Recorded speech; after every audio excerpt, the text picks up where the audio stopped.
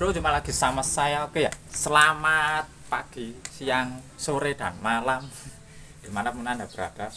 Dan kali ini saya mau berbagi tips kepada Anda, tips yang sederhana, yaitu cara memilih part yang bagus untuk motor kalian supaya motornya itu bisa kencang.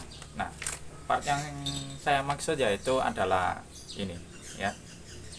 Ini adalah sebuah noken as motor Yamaha Vision. Contoh aja ya. Jadi kenapa saya men-share video ini? Yang pertama itu dulu itu pernah ada yang tanya gini, Bang, saya ketika ganti noken as itu motor saya kok tambah loyo, putaran atasnya kok malah hilang, terus kemudian putaran bawahnya juga hilang, dan kemudian motor saya itu larinya kayak ya ngempos gitulah ya.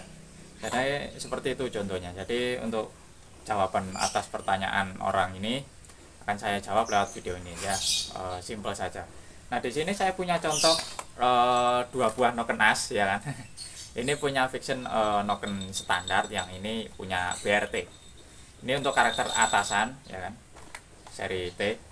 Kemudian yang di motor saya ini juga sama, seri T juga. Jadi nokennya ada 3 ya. Nggak tahu kenapa saya kok punya ada 3 noken. Ya mungkin buat eksperimen aja lah ya. Oke, tips yang pertama, meskipun Anda nggak pakai noken as seri BRT juga nggak masalah, Anda juga bisa custom sesuai permintaan mesin Anda, maunya di karakter bawahan atau atasan.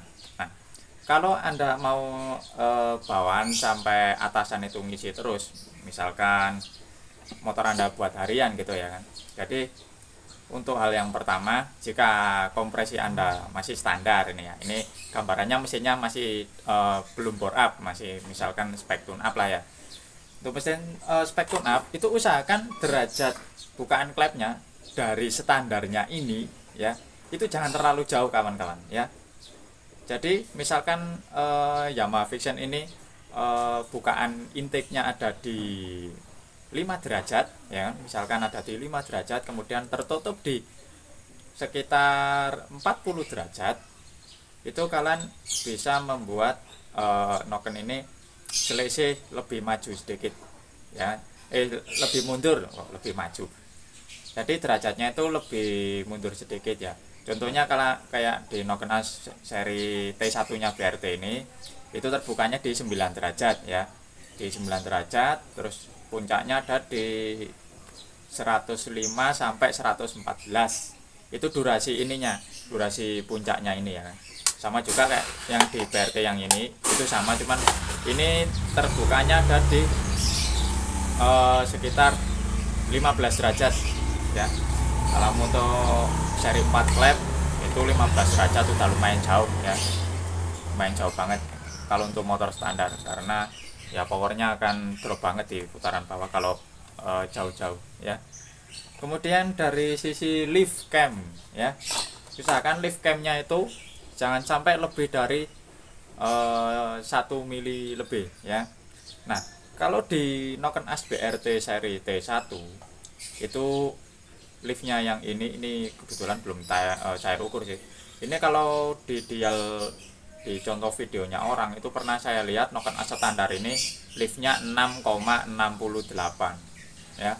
Itu sekilas kalau nggak salah 6,68 atau enggak 6,69. Itu noken as standar ya, punya Vision contohnya. Terus untuk noken as BRT ini itu selisihnya hanya 0,8 mili lebih tinggi sedikit dari standar bawaannya ini ya. Jadi kita tidak perlu sampai mengganti per klep misalkan. Jadi kalau Anda mau ganti per klep silakan, jadi lebih aman juga.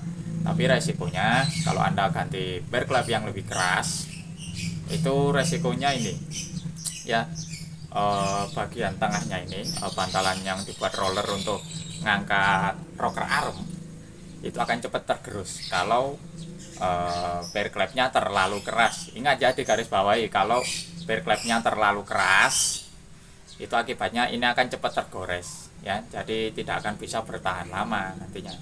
Jadi kita itu kalau tune up itu harus diperhatikan juga ya, keawetannya, daya tahannya. Jadi nggak asal di upgrade terus langsung dibuat kencang gaspol, habis itu selesai turun mesin lagi ya. jangan seperti itu. Kalau bisa pemikiran itu dirubah. Tapi kalau ada orang yang dananya lebih, ya nggak apa-apa, silakan. Saya juga tidak memaksa ya. Nah, seperti itu. Ada juga soalnya yang buat apa alasan untuk upgrade motor ya, untuk bersenang-senang ya. Ya itu pribadi masing-masing ya. Orang-orang juga banyak yang berpikiran seperti itu. Tapi umumnya itu untuk meningkatkan performa motor, kasarannya kurang kencang gitu aja ya. Nah, terus dari segi lift cam ini perhatikan juga untuk jarak overlapnya ya. Jadi ini kan untuk lift overlapnya itu sekitar 11 derajat ya. Jadi ini untuk lift cam opennya itu ada di angka 31 derajat kalau tidak salah ya. Sekilas saya ingat saya gitu, tapi kalau ada yang lebih mau meluruskan nggak apa-apa, silakan. Yang jelas ini overlapnya 11 derajat ya. Jadi ini klepnya tertutup di 6 derajat X-nya dan terbuka di 5 derajat untuk in-nya ya. Itu untuk noken as standar. Nah, kalau untuk karakter bawahan gimana Bang? Meskipun kita nggak pakai noken as standar misalkan, ya itu tadi saran saya ya, jangan sampai melebihi yang terlalu tinggi. Kalau terlalu tinggi akibatnya power bawahnya kan sedikit loyo ya kan? Tapi itu bisa diatasi dengan menaikkan kompresi ya kan, seperti itu kasarannya. Tapi jika Anda masih standar, misalkan kompresinya standar terus di porting, itu Anda menggunakan seri yang tidak terlalu tinggi, atau mungkin noken as yang overlapnya tidak terlalu sempit ya kan. Ini kan overlapnya masih tergolong lebar ya, beda kalau yang seri ini. Ini tak contohin. Nah ini noken as BRT, ini noken as standar. Kalau dilihat dari segi fisiknya, lihat tak liatin overlapnya ya. Nah, ini overlapnya segini ya, terus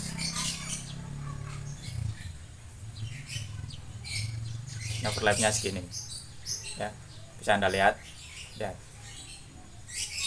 perbedaannya nih, lebih tinggi yang seri BRT ya. Kalau ini kan agak lebar, agak landai ya untuk overlapnya. Yang ini overlapnya tinggi sekali ya, cara overlapnya lihat nih, bisa kelihatan kan tuh bedanya. Selisihnya kalau yang ini BRT seri atasan ini overlapnya berapa ya, 16 ditambah 15 tambah 16 berapa saya lupa. Kalau nggak ada kalkulatornya ya maklum lah ya, matematika saya nggak begitu mudeng kalau masalah hitung-hitungan. Tapi kalau masalah duit saya bisa ngitung. Nah, seperti itu ya. Jadi itu harus kita perhatikan juga ya, masalah-masalah sepele, masalah noken as ya kan. Jadi harus diperhatikan. Jadi untuk noken as ini sebenarnya sangat krusial ya. Untuk noken as itu memang part yang sangat berpengaruh dalam performa mesin, dapat merubah karakter mesin secara signifikan ya. Karena power mesin itu diatur oleh yang namanya noken. Nafas mesin bisa panjang, bisa pendek, itu tergantung karakter noken ya. Jadi noken as itu memang krusial. Kalau Anda tune up mesin noken asnya itu dialnya ngasal, otomatis ya powernya akan drop seperti itu. Jadi bisa dipahami dari sini ya, untuk tips-tips sederhana cara memilih noken as itu gimana. Kalau mau custom silakan custom, Anda juga boleh custom. Tapi yang jelas saya itu patokannya kita mengganti suatu part, meminimalisir untuk mengganti part yang lain. Jadi seperti itu. Jadi part standarnya masih bisa digunakan gitu ya. Jadi untuk meminimalisir. Tapi kalau mau upgrade sekaligus ya tidak masalah. Langsung di porting, ngubah klepnya dibuat lebih besar, kemudian kompresinya naik, noken asnya diganti, TB diganti dan lain sebagainya, itu tidak masalah ya. Itu bebas, tergantung dana yang kita miliki ya. Oke, mungkin sekian dulu videonya dari saya, semoga bermanfaat. Jika Anda punya pertanyaan masalah part-part mesin, cara-cara memilih atau mungkin cara membangun mesin itu seperti apa hitungannya, bisa tulis-tulis di kolom komentar ya. Ini hanya sekedar informasi pengalaman yang saya alami sendiri ya kan, pakai noken ini terus kemudian pakai noken ini akhirnya tidak cocok, dan cocoknya pakai noken yang sekarang BRT seri T1, karena motor saya sendiri ini bukan spek untuk trek panjang. Motor saya ini untuk trek pendek, torsi besar, sama spek untuk tanjakan ya, karena rumah saya sendiri ada di gunung ya, jadi saya butuh torsi yang lumayan gede.